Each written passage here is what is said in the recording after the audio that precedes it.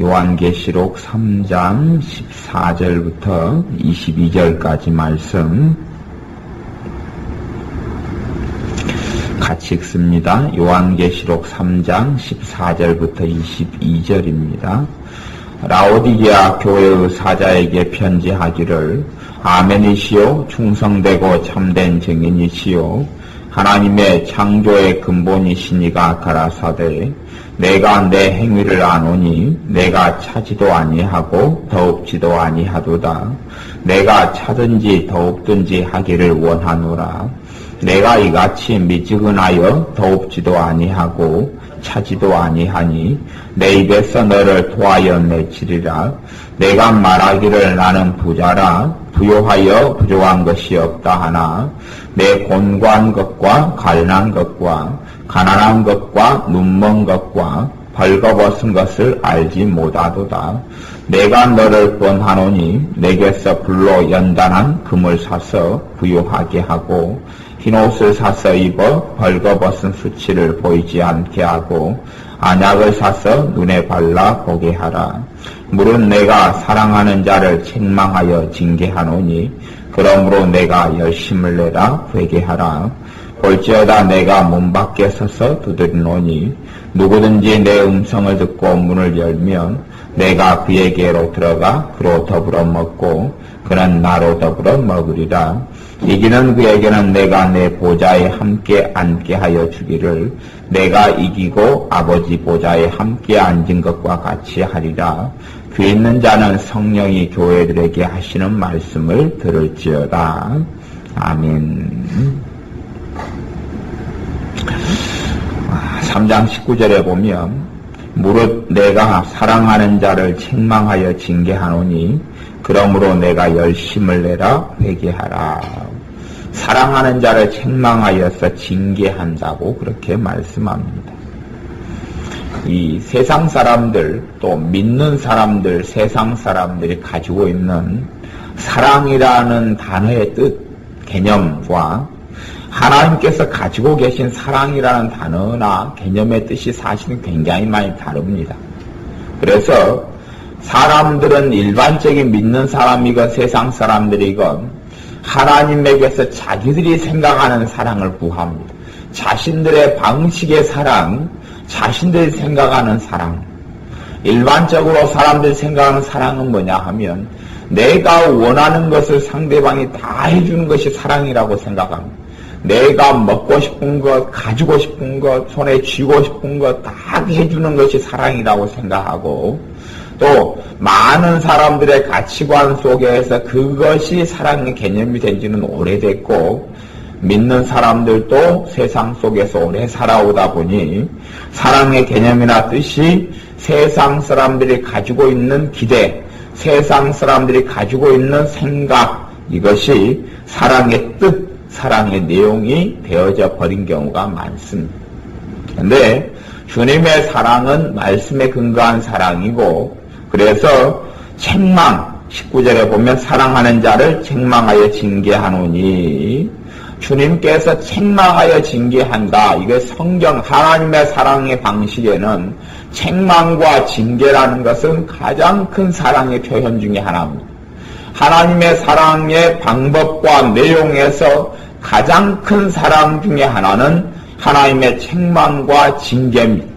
또 가장 큰 사랑 중에 하나는 오래 참고 기다리는 겁니다. 오래 참음, 하나님의 가장 큰 사랑의 증거 중에 하나입니다. 책망, 징계, 그렇지요.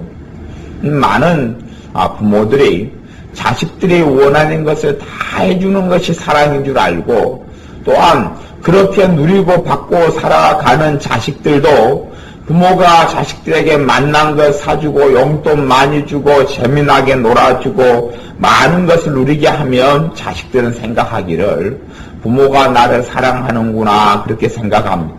그리고 부모가 혼을 내면 부모는 나 사랑 안 해 그렇게 생각하면 스스로 삐뚤어지고 또 물론 자식들이 원하는 것을 많이 해주면 해줄수록 자식들은 더욱더 망가져갑니다. 망가져가면서 자식들은 부모가 나를 사랑하는구나 그렇게 생각하는 거죠. 그렇게 생각하면서 더 많은 자기의 방식을 방식의 사랑을 부모에게서 받으려고 애를 쓰고 생각을 합니다. 그러니 자신이 원하는 사랑의 방식을 하나님께 받으려 하고 또 자신이 원하는 사랑을 자기가 받고 싶은 것을 자식에게 해주고 그렇게 하면서 부모도 죄를 짓고 살아가고 자식들도 엉망으로 만들어가는 것이 믿는 부모든지 세상 부모든지 마찬가지의 일이 됩니다. 근데 하나님의 사랑의 뜻과 개념은 하나님의 사랑은 그렇지 아니하여서 하나님의 말씀대로 행하고 살도록 도와주는 것, 하나님의 뜻 안에서 거하고 살도록 도와주는 것, 또 하나님을 기쁘시게 하도록 도와주는 것, 이것이 가장 큰 사랑 중에 또 하나지요.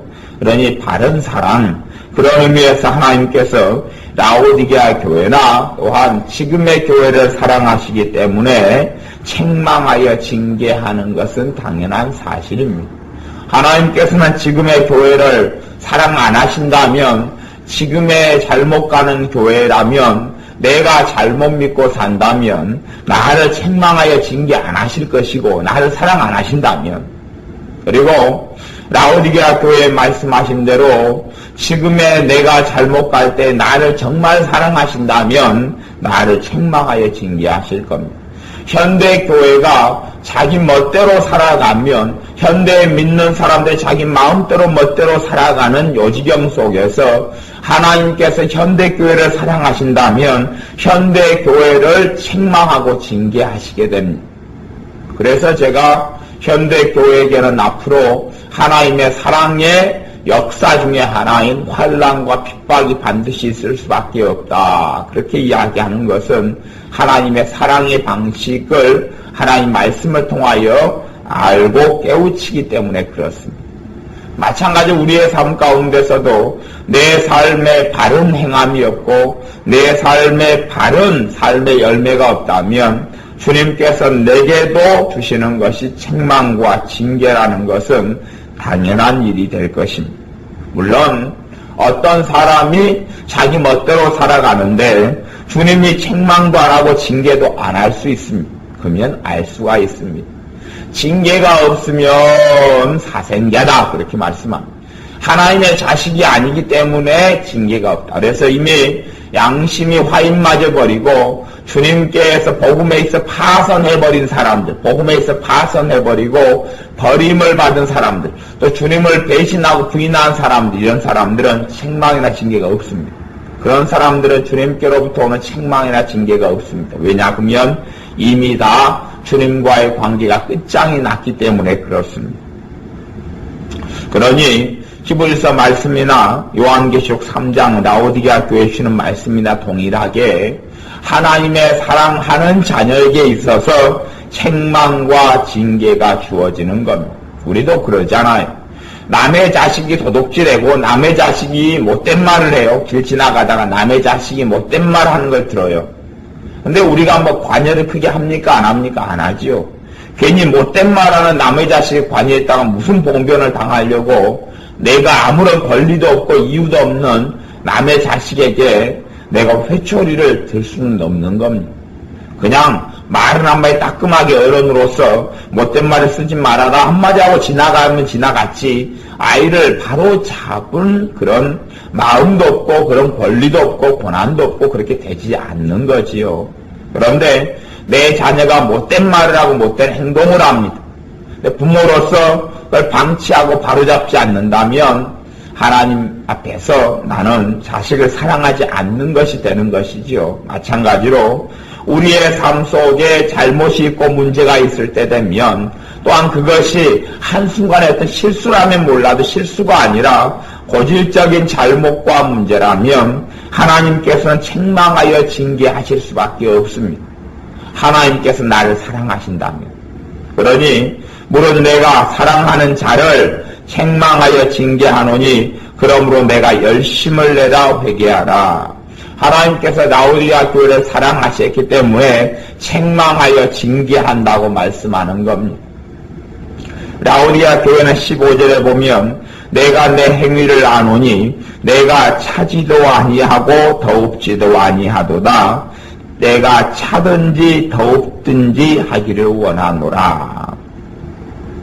라오디게아 교회는 부자였습니다. 그래서 17절에 내가 말하기를 나는 부자라. 이 돈이 많다는 이야기, 돈이 많다. 라오디게아 교회가 부자였고, 라오디게아 교회가 육신적으로 부자였기 때문에 또한 이 교회가 착각했던 것은 나는 영적으로도 부자다 이렇게 착각한 겁니다. 이게 세상 사람들이나 믿는 요즘의 사람들도 자기가 돈이 많고 건강하고 또한 많은 것을 누리고 살아가는 사람들은 자기가 믿음이 좋다라고 착각하는 사람들이 굉장히 많습니다. 자기가 많은 것이 잘 풀려가고 큰 돈을 벌고 큰 성공이 있고 또한 교회에서 소위 말하면 어떤 계급장 같은 그러한 이런 직분들을 크게 받고 뭐 이렇게 여러 가지 또 내 자식이 공부를 잘하고 등등 이런 것이 있으면 그것이 자기의 믿음처럼 내가 믿음이 좋아서 이렇다 이렇게 생각하는 어리석은 사람들이 많습니다. 라오디게아 교회도 그랬다는 이야기죠. 부요하여 나는 부족한 것이 없다 이렇게 자기들은 생각하고 살았어요. 그러니 정반대되는 주님의 이야기를 들을 때에 이게 황당한 일이죠. 받아들이기 어려워요. 받아들이기 어려워. 우리가 성령님과 같은 방향의 흐름을 타고 있고 우리가 주님과 같은 방향의 길을 걸어가고 있다면 주님의 뜻과 주님의 말씀을 쉽게 깨닫고 알아들을 수 있습니다. 그런데 내가 주님과 다른 방향을 걸어가요. 다른 생각, 다른 가치관, 다른 길을 걸어가요. 그때에 주님께서 그래도 나를 사랑하여서 뭘 말씀하신다면 다른 길을 걸어가는 것만큼 내게는 충격적인 말씀이 들려올 수밖에 없습니다. 대신 다른 길을 걸어가면 걸어갈수록 다른 생각 또한 주님께서 원치 않는 자리에 서 있으면 서 있을수록 나는 생각하기를 나는 옳다, 나는 바르다, 나는 괜찮다, 나는 믿음이 좋다, 나는 주님의 뜻대로 산다 이렇게 생각하는 것은 여반장이고 너무나 쉽습니다. 그런데 라오디게아 교회도 그렇게 생각하고 살았어요. 라오디게아 교회가 그렇게 생각하고 살았어요. 나는 부요하다. 믿음에 있어 부요하고 물질적으로 부요하다는 거예요. 그러한 증거들이 많이 있었으니까 이런 착각을 하죠. 그런 착각을 해요. 그런데 주님의 판단은 부요한 것이 없다 하나 내 곤고한 것, 가련한 것, 가난한 것, 눈먼 것, 벌거벗은 것을 알지 못하거든. 모르는 거예요. 몰라요. 그러니 누가 이 말씀을 가지고 누가 선지자가 정했다든지 목회자가 이런 말씀을 받아가지고 라오디게아 교회에 전하면 라오디게아 교회 원수가 될 수밖에 없습니다. 원수가 돼. 왜? 나는 벌거벗지 않았다고 생각했는데 당신 벌거벗었다 그러면은 성질 나지요. 자신은 소경이 아니고 장님이 아니다 그런 생각하고 사는데 우리 믿음도 좋아서 돈도 많이 번다 성공했다 그러는데 당신들은 소경이다 그러니 기분 나쁘죠. 그래서 상대방을 공격하고 그렇게 할 수밖에 없는 거예요. 근데 우리 주님께서 정확하게 라오디게아 교회에게 판단하시고 평가하시는 것이에요. 가난하다, 눈멀었다, 벌거벗었다. 그러나 너는 모르고 있다. 그러니 내가 너를 구원하노니 내게서 불로 연단한 금을 사라. 그래서 부요하게 하고 흰옷을 사서 입어라. 벌거벗은 수치를 보이지 않게 해라. 지금 라오디게아 교회는 벌거벗은 수치가 드러나고 있다. 벌거벗은 수치를 드러내고 있단 말이에요. 주님께서 이 순간에 라오디게아 교회와 만나면 라오디게아 교회는 벌거벗은 거에 흰옷을 입고 있는 겁니까? 벌거벗은 거예요. 벌거벗은 거. 다시 이야기하면 벌거벗은 거에 대하여 주님의 복음서, 마태복음이나 이런 주님의 복음서를 보면 예복을 입지 않은 사람이 될 수 있단 말이에요. 예복을 입지 않은 사람. 벌거벗었잖아요. 예복은 흰옷이에요. 벌거벗었어요. 그런 자가 될 수밖에 없는 거예요. 사대교회하고 다른 각도에서 말씀을 전하는 것 같지만 그렇게 이야기할 때는 어이고 걔네도 야단은 맞고 그러지만 괜찮은 것 아니야? 구원받고 천국 가는 것 아니야? 이렇게 단순하게 생각할는지 몰라도 주님은 너가 이같이 미지근하여 16절 더욱지도 아니하고 차지도 아니하니 내 입에서 너를 토하여 내치리라. 주님이 자녀이기 때문에 시간은 일정하게 시간을 주는 겁니다. 무슨 시간을요? 회개할 기회와 시간을 주는 겁니다. 회개할 기회와 시간을 주었는데 회개치 아니할 때는 주님은 뭐 하신다고 그럽니까? 토하여 내친다고 이야기해요. 토하여 내치는 사람이 구원 못 받습니다. 천국에 못 갑니다.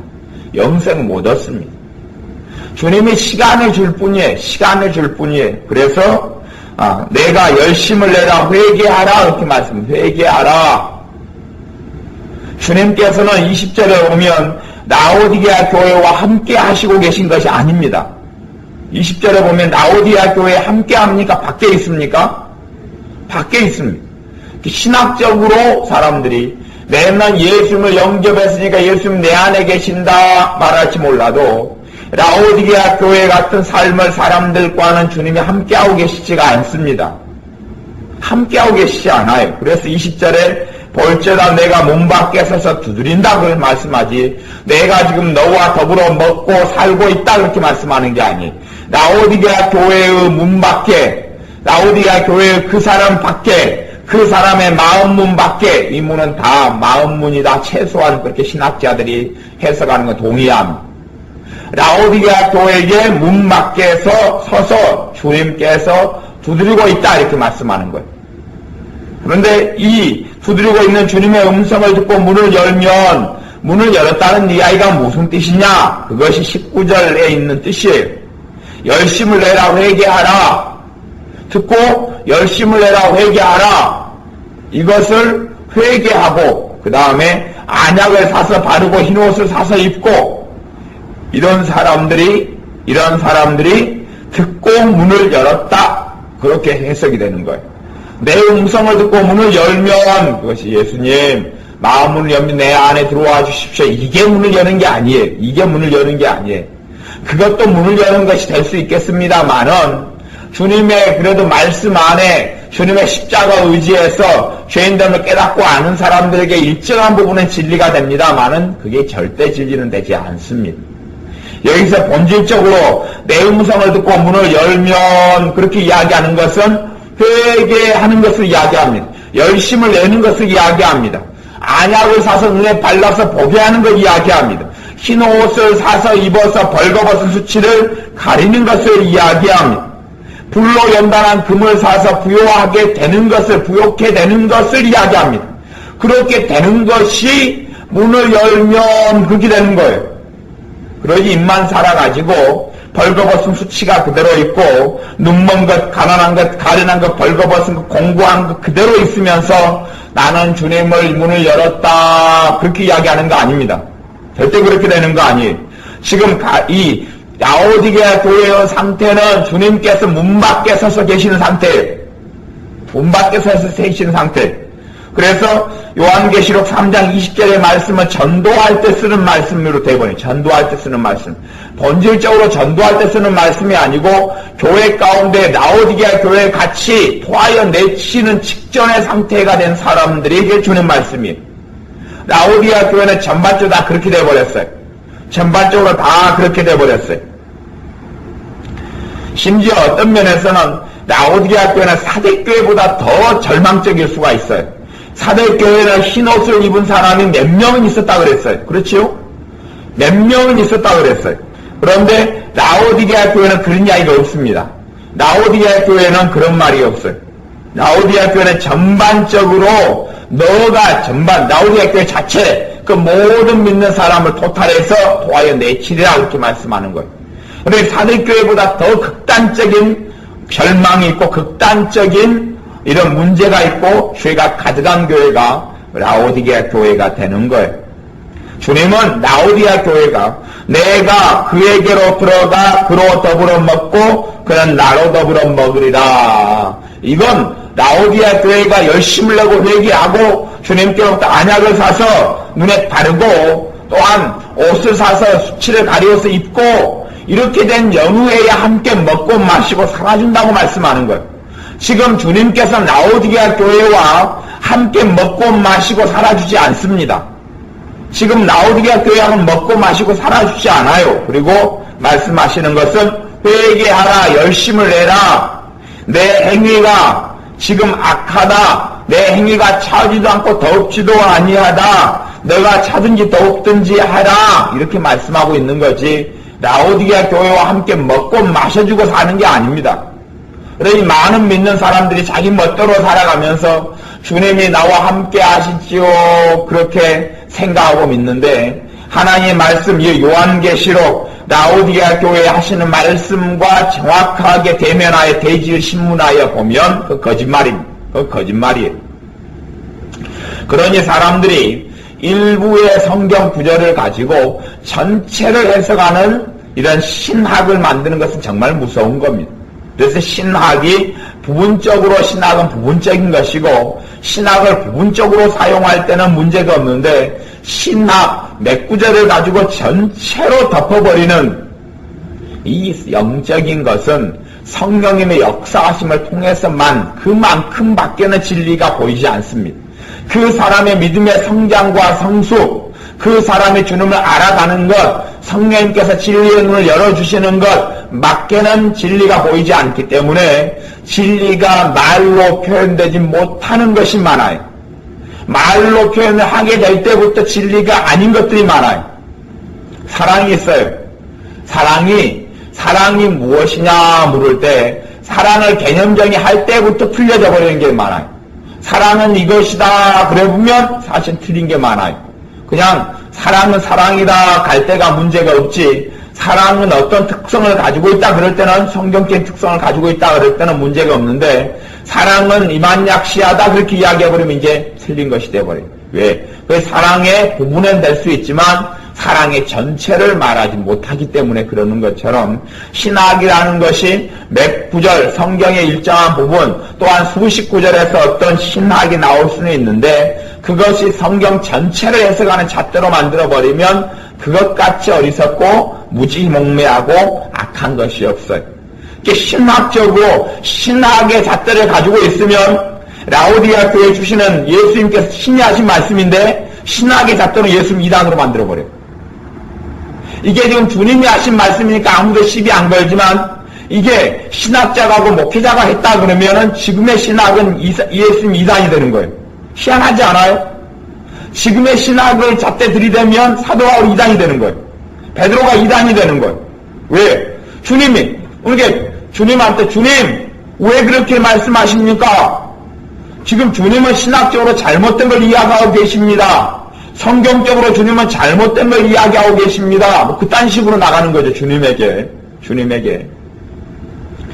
주님, 이게 지금 요한계시록 2장 3장 행위를 자꾸 이야기하니까 주님은 믿음으로 구원 안 받고 행위로 구원받는다는 말씀이십니까? 주님? 어떻게 주님이 감히 그렇게 말씀할 수 있단 말입니까? 행위로 구원받는다는 이야기를 주님이 하고 지금 계시는 거지요, 지금? 그러면서 달라드는 거죠. 주님이 이단이구만요. 요즘 사람들 행태가 그런 거죠.